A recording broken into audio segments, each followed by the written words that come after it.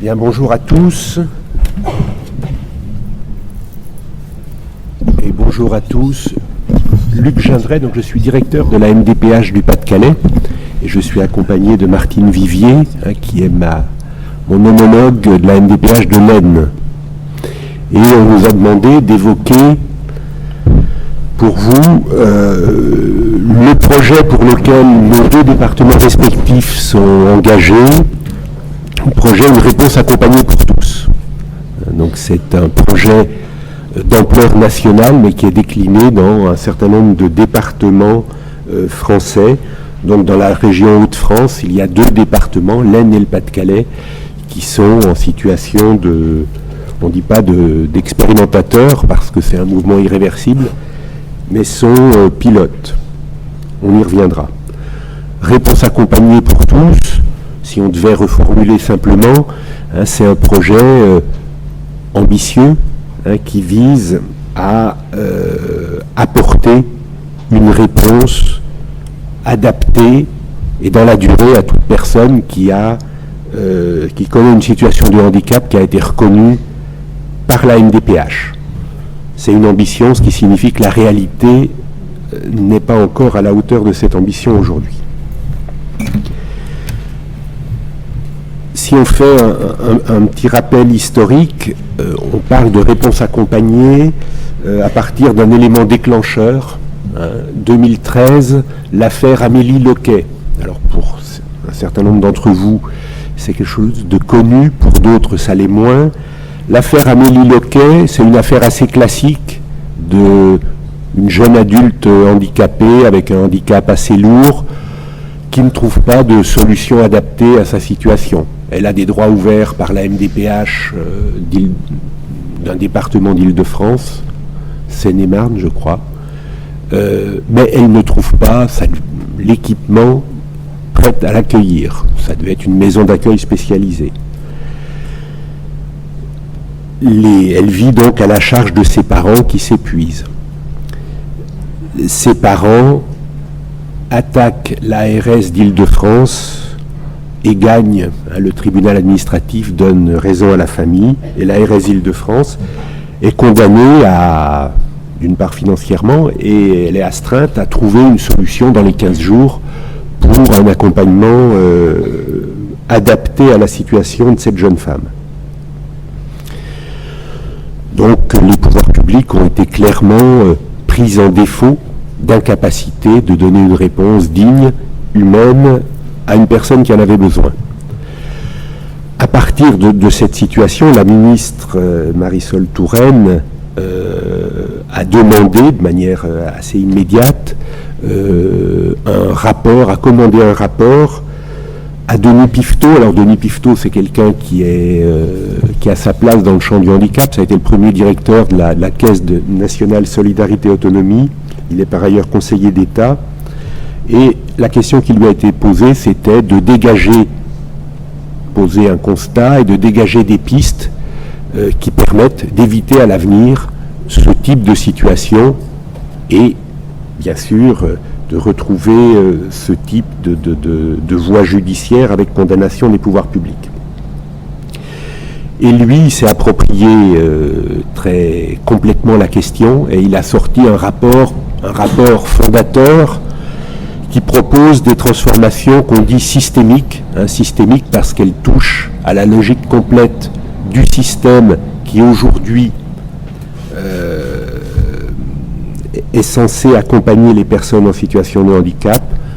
Il propose des changements forts dans l'action des MDPH, dans l'action des départements et des ARS, et aussi bien sûr dans l'action de tous les acteurs qu'il finance, c'est-à-dire les établissements et services médico-sociaux, mais également le champ sanitaire qui a un rôle à jouer en matière de handicap. Et il donne une place essentielle, plus forte qu'elle ne l'a aujourd'hui, à la notion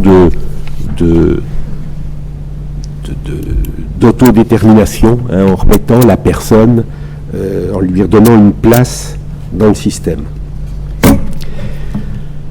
Quels sont les principaux Constat du rapport Pifteau. Premier constat, dans l'affaire Amélie, tout le monde a fait son travail. C'est-à-dire que la MDPH, elle a évalué la situation de cette dame handicapée de manière correcte, elle a donné la bonne orientation. Les directeurs de masse du département ou tous ceux qui ont été contactés ont apporté une réponse qui était celle qu'ils pouvaient ou voulaient donner à ce moment-là, à savoir qu'ils n'avaient pas de disponibilité ou étaient dans l'incapacité de l'accueillir. Et puis l'ARS d'Île-de-France, elle a partagé les crédits à sa disposition de la manière la plus pertinente possible. Tout le monde a fait son travail, mais on arrive à une impasse et la variable d'ajustement dans cette affaire, c'est l'usager, c'est la personne handicapée et un peu plus largement sa famille, qui avait la charge complète de leur fille. Le constat, c'est aussi que malgré la hausse continue des moyens, alors même si dire ça aujourd'hui c'est un peu provoquant parce que les moyens ils n'augmentent plus beaucoup, ils continuent encore à légèrement augmenter, mais plus du tout dans les rythmes qu'on a connus depuis 40 ans. Mais jusqu'à ces dernières années, il faut quand même le rappeler, même si c'est pas obligatoirement à moi de le faire, mais les rythmes d'augmentation des moyens dans le champ médico-social étaient de l'ordre de 5 à 6% par an. De mémoire, cette année, on est encore à un ONDAM médico-social, c'est-à-dire la dépense de sécurité sociale consacrée au champ du médico-social, qui est de plus de 2%, dans un contexte où la croissance n'est pas à la même hauteur. Donc ça veut dire qu'il y a encore un effort national aujourd'hui significatif, même si il se réduit de manière très, très nette. Malgré cette hausse continue et importante des moyens, qui s'est traduite par la création d'établissements, de services, une diversification de l'offre, beaucoup de personnes restent sans solution aujourd'hui.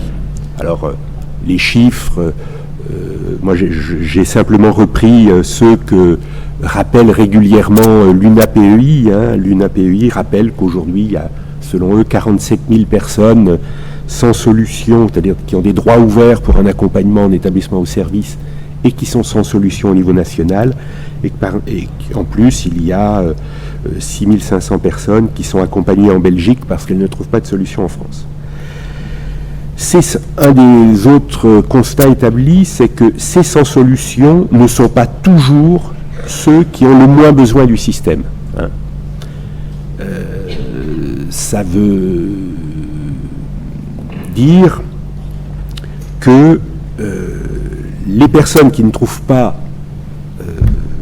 de solution, elles sont victimes d'un effet d'éviction, alors qu'il y a, bien sûr, il n'y a pas assez de solutions pour tout le monde aujourd'hui.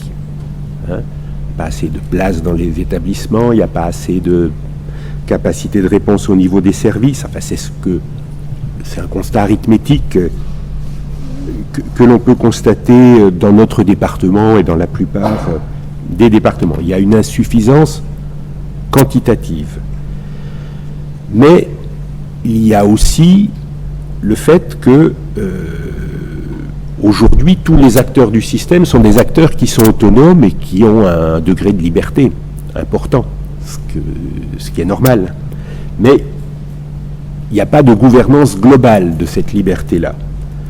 C'est-à-dire qu'aujourd'hui, prends l'exemple d'un directeur d'établissement ou de service, il est libre d'accueillir qui il veut. Il est libre de refuser. Alors quand il n'a plus de place, il ne peut que refuser. Parfois, il considère que la situation, l'orientation de la personne ne correspond pas obligatoirement à son établissement. Et puis parfois, il y a des situations qui sont suffisamment lourdes ou complexes pour lui faire peur aussi. Parce qu'il est peut-être libre, mais il est également isolé. C'est-à-dire qu'on est aujourd'hui dans un système qui est encore trop parcellisé et où l'acteur, le professionnel qui va prendre un risque, c'est-à-dire le risque d'accepter une situation qui est lourde, qui va le mettre en difficulté, est aussi un acteur qui est seul. Donc il y a un enjeu pointé par le rapport de créer les conditions d'une collaboration entre professionnels et d'une confiance entre professionnels. Une absence de mise en responsabilité et de coordination des acteurs, une absence de gouvernance. Personne aujourd'hui n'a le rôle de mise en cohérence et de pilotage global du système.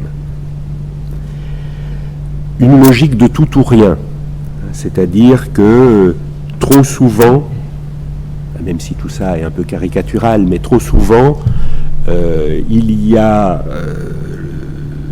deux solutions, celle d'avoir trouvé chaussure à son pied, d'avoir trouvé l'établissement ou le service adapté à sa situation, et l'avoir de manière définitive, souvent à vie, pour une prise en charge qui est vraiment une prise en charge complète et qui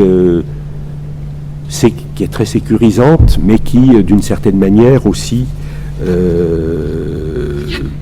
enlève ou réduit la capacité de projection et de prise d'autonomie de la personne. Ça, c'est le tout. Et puis en face, vous avez le rien. Le rien, c'est une situation que un certain nombre ici, je pense, connaissent directement ou indirectement. C'est le maintien à domicile subi, c'est l'isolement social et c'est l'usure des aidants. Et entre les deux, même si se développent de plus en plus de solutions intermédiaires, on a encore aujourd'hui beaucoup de difficultés à faire émerger des solutions qui soient adaptées, équilibrées, qui trouvent le bon point d'équilibre entre la recherche, le maintien, le travail autour de l'autonomie et la logique de protection, des solutions qui soient aussi évolutives, c'est-à-dire qui ne soient pas uniformes et stables, complètement stables dans la durée, et qui soient dans une logique de soutien par les professionnels de la personne handicapée et de ses aidants. Parmi ces constats, il y a aussi le fait, et ça nous concerne directement aujourd'hui, que les personnes en situation de handicap psychique sont très directement victimes des insuffisances que je viens de décrire de manière générale. D'abord parce que le handicap psychique, c'est le dernier arrivé dans le champ du handicap. Ça a été dit tout à l'heure, reconnaissance par la loi de 2005, mais c'est une reconnaissance qui est tardive par rapport au développement du champ du handicap, avec ses moments fondateurs qui ont été notamment la loi de 75. Donc le handicap psychique est aujourd'hui parmi l'équipement qui est développé sur les territoires, le parent pauvre dans le champ médico-social, par rapport au handicap mental ou handicap physique ou sensoriel, qui lui a une antériorité plus forte. Le handicap psychique, récemment reconnu, a longtemps été... les personnes handicapées psychiques ont été longtemps les sujets d'une approche principalement sanitaire. Les handicapés psychiques présentent souvent des situations, par nature, des situations qu'on dit complexes, parce qu'elles croisent des compétences, des besoins d'accompagnement qui sont sanitaires. Un handicapé psychique reste un malade psychique, la plupart du temps, des solutions médico-sociales et des solutions sociales. Donc, cette approche complexe, elle nécessite une coordination des acteurs. Et c'est aussi un handicap qui présente, contrairement à d'autres handicaps, une véritable instabilité dans le temps, qui est très favorable aux ruptures de parcours. Qu'est-ce que préconise, à partir de ces constats, le rapport de Denis Pifteau ? Il nous dit que le changement doit être structurel, qu'il doit concerner les MDPH, qui, elles, sont des prescripteurs, qui évaluent des situations de handicap et qui proposent des solutions en ouvrant des droits aux personnes. Les ARS et le département, qui sont les financeurs et les contrôleurs, qui sont les développeurs, financeurs et contrôleurs de l'offre de services sur les territoires, et les établissements et services médico-sociaux et sanitaires eux-mêmes, à travers une mise en responsabilité collective. Il nous dit que l'objectif de zéro sans solution est un objectif atteignable. Zéro sans solution, ça veut dire ne laisser plus aucune personne sans solution en se contentant de lui ouvrir un droit formel qu'il n'arrive pas à mettre en œuvre. Il nous dit que c'est un objectif atteignable dans la mesure où on arrive à faire bouger les lignes à plusieurs niveaux. Mais ce qu'il nous dit, en nous disant que c'est un objectif atteignable, il n'est pas naïf. Il nous dit que c'est un objectif qui est atteignable si on met le système en tension, c'est-à-dire que si on accepte l'idée qu'avec les moyens dont on dispose aujourd'hui, avec le public tel qu'on l'identifie, nous, au niveau des MDPH, il y a moyen de servir tout le monde. Ça veut dire que, pour servir tout le monde, on ne pourra pas se défausser en expliquant qu'il va falloir créer 50 000 places de plus. Ça, c'est une solution. C'était la perspective dans laquelle on était jusqu'à ces dernières années. Cette perspective-là, elle n'est plus réaliste. Donc, ce qui est proposé, c'est de faire bouger le système pour arriver, à moyen donné, à servir tout le public qui exprime un besoin. Il nous propose de passer d'une logique de place à une logique de réponse. Une place, ça laisse entendre qu'on est servi et qu'on l'est pour longtemps. Une logique de réponse, c'est plus exigeant. Il affiche de manière forte ce qu'il appelle le principe de subsidiarité. C'est un principe qui est fort et qui doit nous guider tous, et les MDPH au premier chef, dans notre travail quotidien. Le principe de subsidiarité s'exprime clairement, c'est-à-dire n'envisager des solutions qui ont recours au milieu le plus spécialisé qu'une fois qu'on a vraiment épuisé toutes les solutions du maintien en milieu de vie le plus ordinaire. Il y a une gradation, alors qu'on a encore des réflexes, tous, à la place où on est, des réflexes un peu automatiques de placer les gens dans des cases. Non, il y a une démonstration à faire autour de chaque situation que ce qui est proposé est nécessaire parce que on a constaté un échec pour une solution plus simple. Promouvoir un service public accompagnant, un service public qui soit capable de suivre les situations et d'anticiper les ruptures de parcours ou les crises. C'est absolument pas le cas aujourd'hui. Dans ma MDPH, mais comme dans toutes les MDPH, on est saisi de situations de manière ponctuelle, c'est-à-dire que quand une personne handicapée formule une demande, on va étudier sa situation. Le droit qui est ouvert, il a une durée de vie, souvent de 5 ans, et c'est 5 ans après, au moment du renouvellement, qu'on va se repencher sur la situation en essayant, à partir du dossier, de retrouver un peu la mémoire de ce qui avait été décidé et envisagé à l'époque. On n'a pas aujourd'hui d'outillage, de capacité à suivre dans la durée les situations et se préoccuper de savoir où sont les personnes et comment elles vivent. C'est un service public qui est capable de coordonner des interventions multiples. On le verra, ma collègue vous présentera la logique de plan d'accompagnement global qui matérialise cette ambition-là.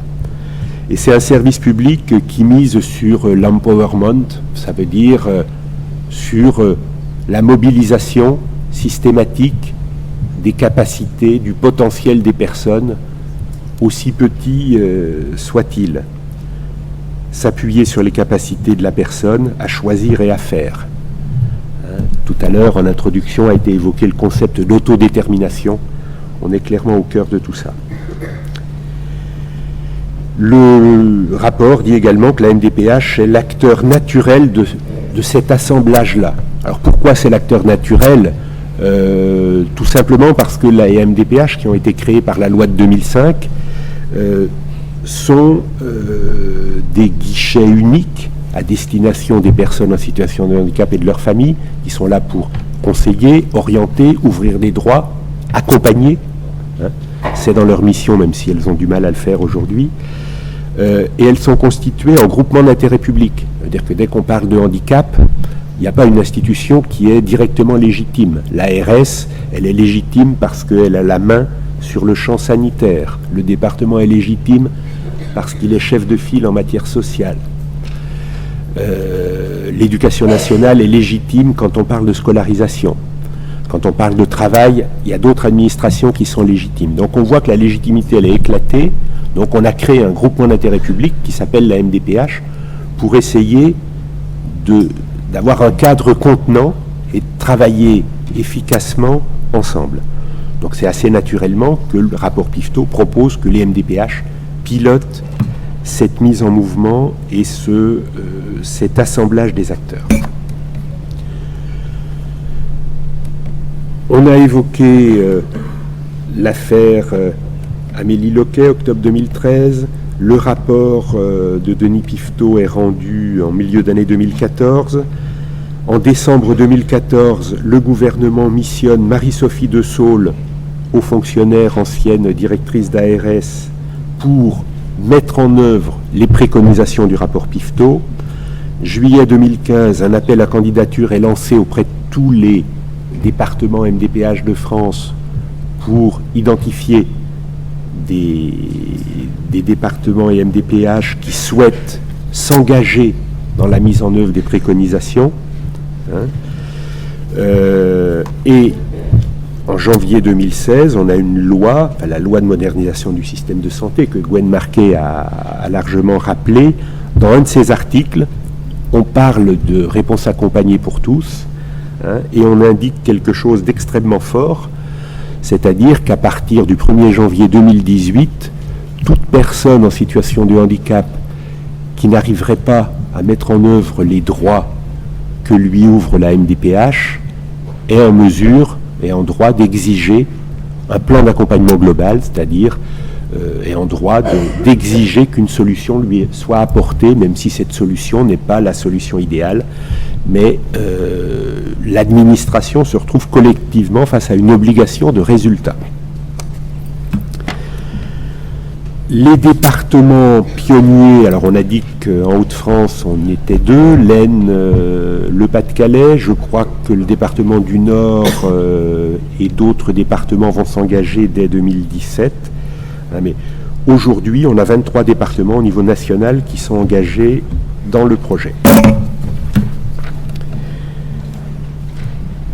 On l'a dit, la promulgation de la loi de modernisation du système de santé, un plan personnalisé de compensation pourra comporter un plan d'accompagnement global à la demande de l'usager, et il prévoit pour ça la construction du projet d'accompagnement à travers un dispositif qui vous sera décrit par Martine dans quelques minutes. Le chantier Réponse accompagnée pour tous, il s'organise autour de 4 grands axes. On a dit que c'était un chantier systémique. Premier axe, la notion d'orientation permanente. C'est principalement de ça dont on va parler aujourd'hui, c'est-à-dire comment la MDPH est aujourd'hui capable, au-delà de la simple ouverture de droit, de proposer des solutions ad hoc et effectives aux personnes qui ont des difficultés à rentrer dans le système, comment elle est capable de suivre ces situations dans la durée, c'est-à-dire de jouer un rôle de veille et de tracer les situations, et aussi, ça c'est quelque chose auquel on s'attaque dans le Pas-de-Calais, mais auquel chacun devra d'une manière ou d'une autre sur lequel il devra avancer, c'est la question de de la mise en mouvement des acteurs, de la définition de priorités et de savoir comment on apporte des réponses à des situations qu'on identifie comme prioritaires. La question du déploiement de réponses territorialisées, alors là c'est un objectif qui concerne très directement l'ARS et le département.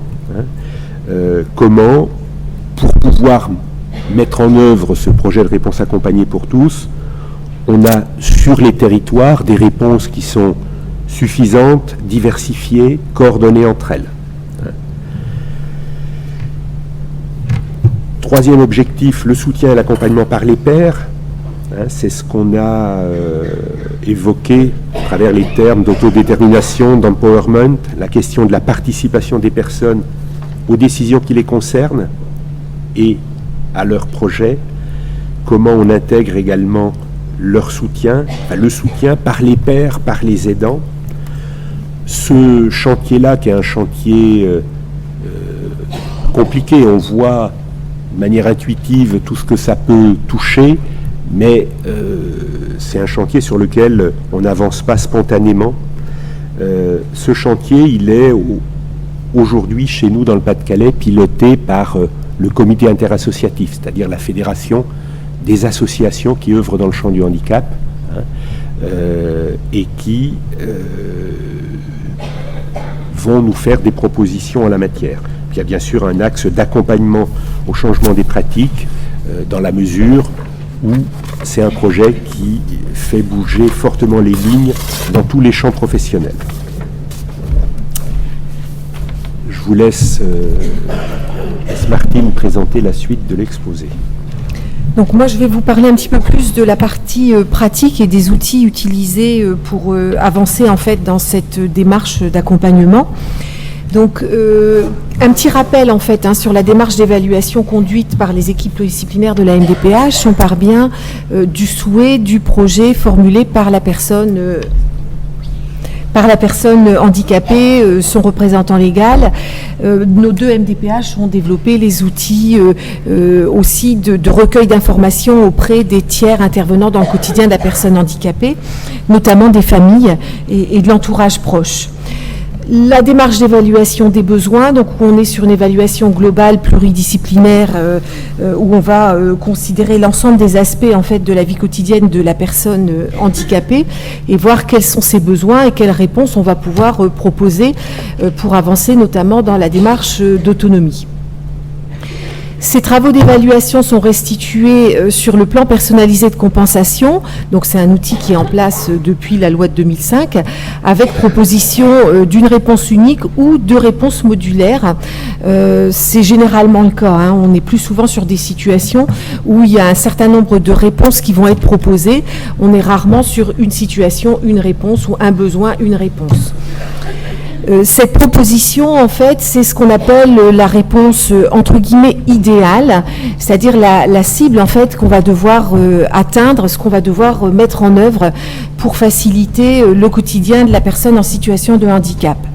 Ce qui va changer au niveau de la démarche de la réponse accompagnée pour tous, puisque cette première partie, en fait, c'est ce qu'on faisait déjà au niveau des MDPH. Ce qui change, c'est de se poser la question à savoir, est-ce que les réponses qui vont être proposées, on va pouvoir les mettre en œuvre de suite, ou est-ce qu'il n'y a pas possibilité de mettre en œuvre ces réponses ? S'il y a possibilité de mise en œuvre, on est sur un plan classique avec une proposition à la CDAPH, une notification de décision. Et s'il n'y a pas possibilité de mettre en œuvre en fait les réponses qui ont été identifiées dans le cadre de l'évaluation des besoins, là on va proposer en fait aux familles d'écrire un plan d'accompagnement global. Donc ça ne peut se faire que sous l'accord de l'usager ou de son représentant légal, et on va voir avec lui quelles réponses alternatives, d'attente ou tremplin on va pouvoir mettre en œuvre pour avancer dans la proposition d'une réponse cible.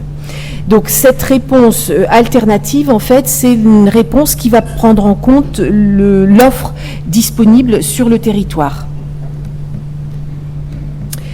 Les situations pour lesquelles on est concerné dans le cadre des plans d'accompagnement globaux, on a un certain nombre de sollicitations qui nous viennent directement des usagers ou de leur famille, parce qu'en fait la décision a été notifiée par la CDAPH et ils ne savent pas trop au niveau des démarches comment ce qu'il faut faire pour pouvoir contacter les établissements ou services, savoir à qui il faut s'adresser, comment ça se passe pour mettre en œuvre la décision.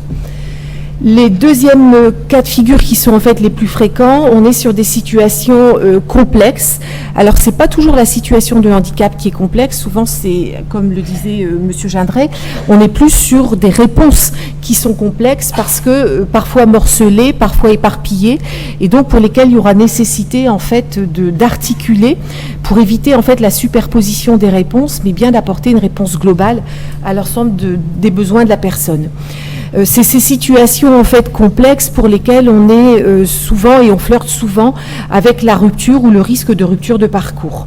Dans les situations généralement proposées, on va être sur des carrefours, si vous voulez, au niveau des âges, des périodes charnières en fait. Donc on va être sur des 16-20 ans, on va être sur des personnes handicapées vieillissantes qui vivent chez des parents également vieillissants. On va être sur des sorties en fait d'hospitalisation quand il n'y a pas de relais identifié ou quand le relais ne se met pas en place dès la sortie d'hospitalisation. Enfin voilà, on a un certain nombre de cas de figure. On a des situations pour lesquelles il y a une indisponibilité ou une inadaptation des réponses. Indisponibilité, on rejoint ce qui a été évoqué tout à l'heure, c'est-à-dire des places qui sont relativement embolisées et où la personne, en fait, elle va être inscrite sur liste que l'on appelle liste d'attente ou liste de demande.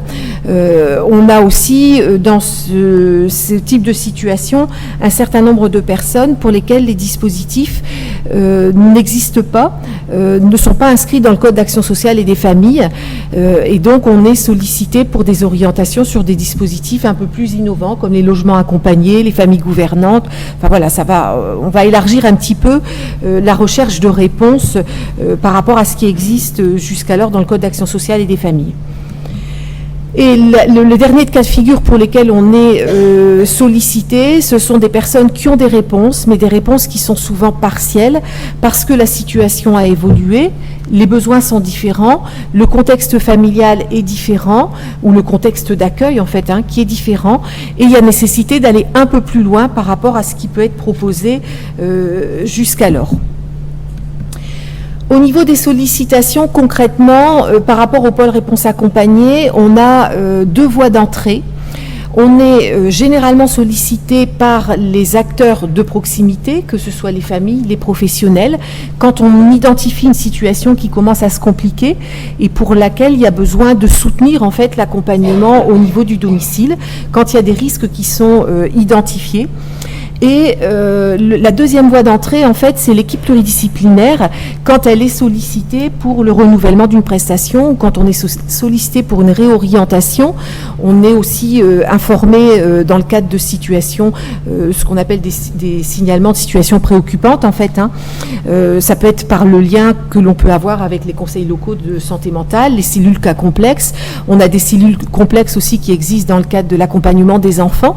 Donc, quand on a une situation particulière où on va pouvoir se pencher un petit peu plus et se réinterroger sur les besoins de la personne, les réponses à mettre en œuvre pour permettre l'accompagnement et éviter la rupture de parcours.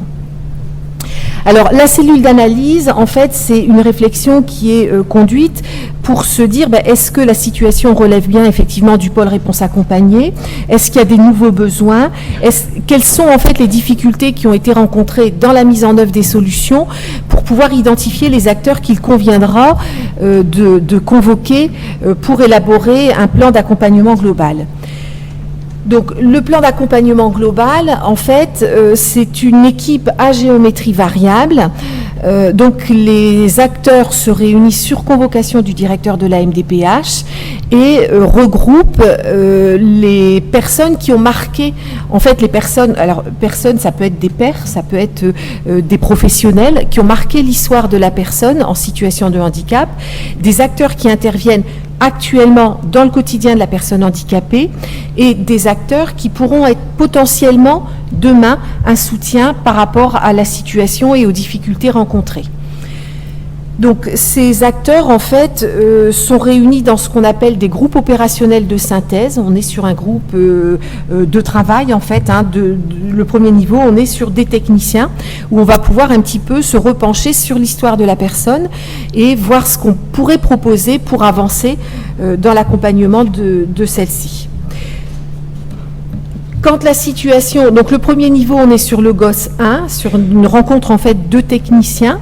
Dans les techniciens, on inclut les pères aidants, les familles, pour s'appuyer sur l'expertise d'usage, sur le parcours de l'usager. Et selon les situations et les réponses qui peuvent être identifiées, il y a possibilité pour le directeur de la MDPH de convoquer ce qu'on appelle un groupe opérationnel de niveau 2, groupe opérationnel de synthèse de niveau 2, où là on est plus sur des décideurs, des financeurs, notamment l'ARS, le département, pour voir un petit peu comment on peut lever les obstacles quand il faut, par exemple, les obstacles ce ne sont pas toujours des problématiques financières, on a parfois des problématiques de secteur géographique, de critères d'âge, de zones d'intervention. En fait, c'est comment on peut dépasser en fait ces obstacles administratifs pour favoriser la mise en œuvre des solutions qui vont être préconisées ou identifiées par le groupe opérationnel de premier niveau. De nouveaux acteurs, donc la cellule d'analyse, j'en ai parlé, je vais faire vite puisqu'on est pris par le temps. La cellule d'analyse, j'en ai parlé. L'évaluation, l'équipe pluridisciplinaire d'évaluation, elle a toujours son rôle.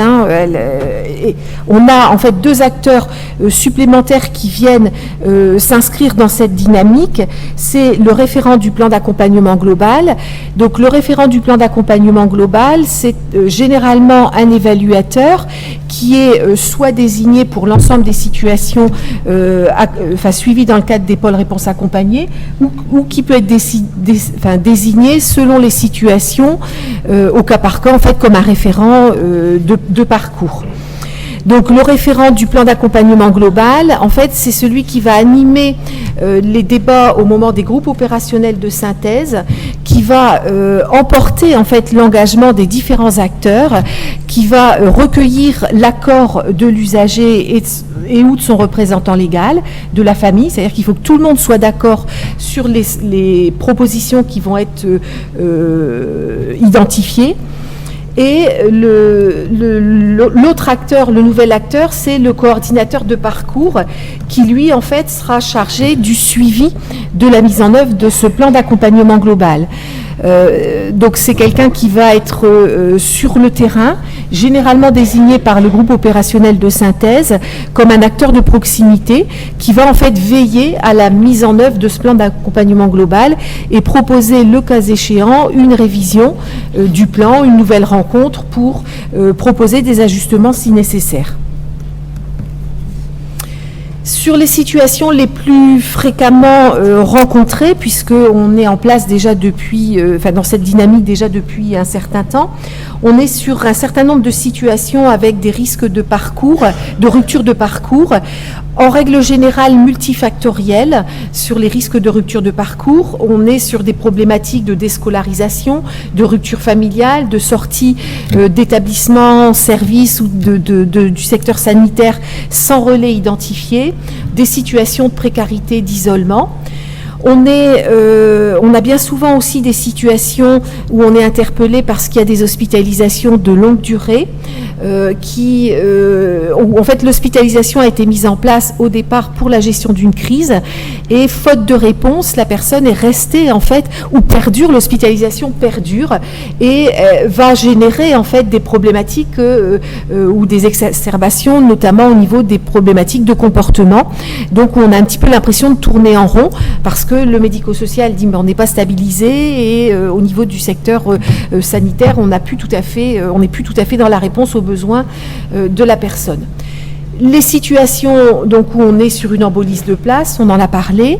On a un certain nombre de situations, notamment chez les adolescents, de jeunes en fait, qui sont au carrefour de différents dispositifs, c'est-à-dire qui dépendent aussi bien de l'ASE, de la PJJ, du soin, du domaine du handicap. Et en fait, jusqu'à l'heure où chacun se renvoie la balle en disant « c'est pas moi ». En fait, ce sont des jeunes qui dépendent de deux personnes, mais à la fois de tout le monde, en fait.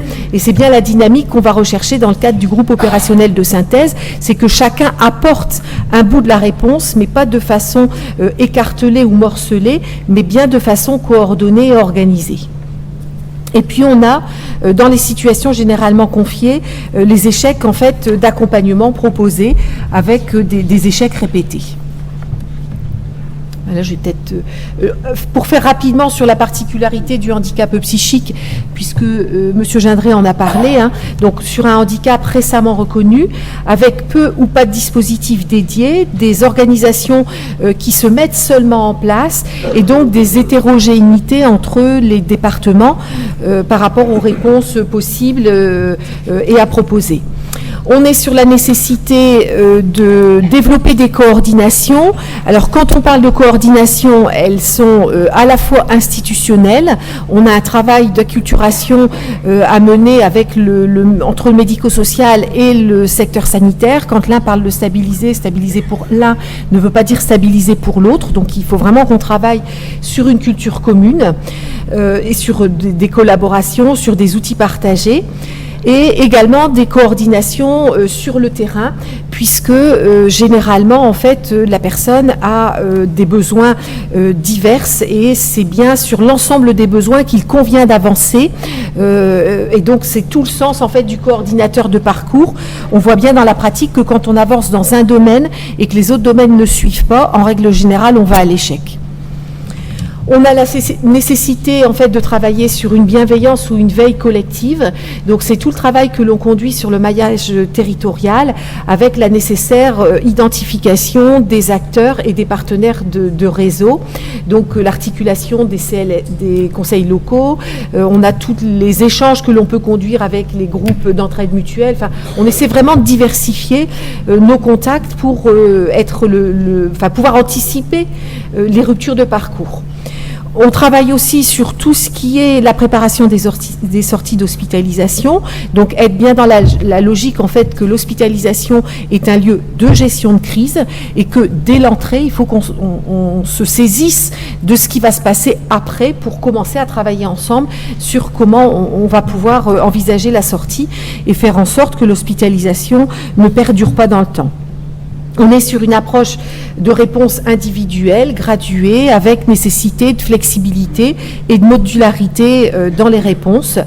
Donc, pour nous, c'est important, en fait, de pouvoir recenser à la fois les besoins et les réponses, le domaine du possible, pour pouvoir faire remonter comme un observatoire, en fait, l'ensemble des besoins au niveau des organismes de tutelle. Donc, en conclusion, dans la mise en œuvre en fait des pôles réponses accompagnés, selon les départements, les choses peuvent s'organiser un petit peu différemment parce que le pilotage en fait se fait par les commissions exécutives des MDPH. Donc, certaines proposent en fait des publics cibles. On a des niveaux de graduation au niveau des interventions, donc on va avoir des petites disparités au niveau organisationnel, mais on a bien les mêmes objectifs et on se voit régulièrement pour tendre en fait sur l'harmonisation des pratiques et profiter en fait des démarches régionales et des actions régionales qui sont engagées. Mais on se rend bien compte qu'on est sur vraiment une co-construction, que la MDPH seule en fait ne peut pas avancer dans l'élaboration de réponses. Il faut qu'on puisse réfléchir ensemble, anticiper, mobiliser l'ensemble des acteurs, se concerter, collaborer, innover, faire preuve être force de proposition en fait pour pouvoir avoir des réponses vraiment très individualisées. Et donc la MDPH qui se situe vraiment comme assembleur. Pour nous, un bon groupe opérationnel de synthèse, c'est un petit peu quand les gens vous disent « tout seul, je ne peux pas faire, mais si on y va tous ensemble, on va pouvoir avancer ». On a dû faire vite. Hein. C'est moi qui J'ai un peu dérapé. J'ai mis combien de temps?